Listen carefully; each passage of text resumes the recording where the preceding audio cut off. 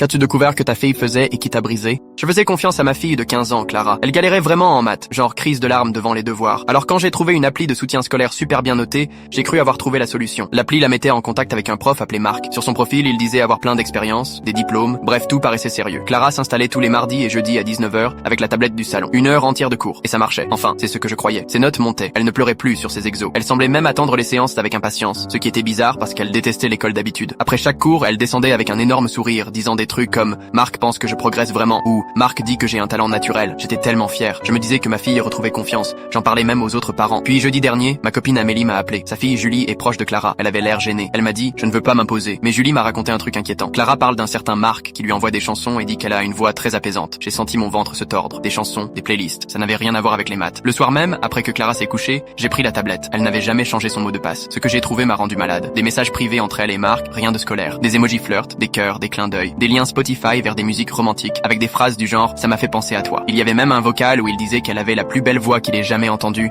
et que parler avec elle était le meilleur moment de sa semaine. Pas un seul exercice de maths, rien d'éducatif. Juste un adulte qui complimentait ma fille de 15 ans et lui envoyait des chansons d'amour. Je n'ai pas dormi. J'ai repensé à tous ces soirs où elle ressortait rayonnante, mettait ses écouteurs et souriait dans le vide. Tout s'expliquait. Le lendemain matin, je l'ai confrontée avant l'école. Elle s'est braquée direct en disant que je fouillais sa vie privée, que Marc était gentil et qu'il la comprenait. Elle pleurait et répétait maman tu comprends pas. Il m'écoute, il dit que je suis spéciale. À l'école on me trouve bizarre mais lui il me trouve intéressante. Mon cœur s'est brisé encore plus. Ma fille elle avait tellement soif de reconnaissance qu'elle ne voyait pas le piège. J'ai contacté l'appli tout de suite. Ils ont réagi vite. Quelques heures plus tard, ils m'ont rappelé. Marc n'était pas prof. Il utilisait les papiers d'un vrai enseignant d'une autre région. Il avait trouvé une faille dans leur système pour créer de faux profils. Et ce n'était pas seulement Clara. Il faisait ça à des centaines de filles, toutes jeunes, toutes fragiles. Des compliments, de la musique, des attentions déplacées déguisées en cours particuliers. La police a pris le relais. Ils l'ont retrouvé dans une ville à 3 régions d'ici. Il avait tout un système de faux comptes et de fausses identités pour piéger des adolescentes. Rien n'était encore devenu physique, mais les enquêteurs ont dit qu'il s'en approchait clairement. Quand Clara a appris la vérité, elle était anéantie. Elle répétait qu'elle aurait dû s'en douter.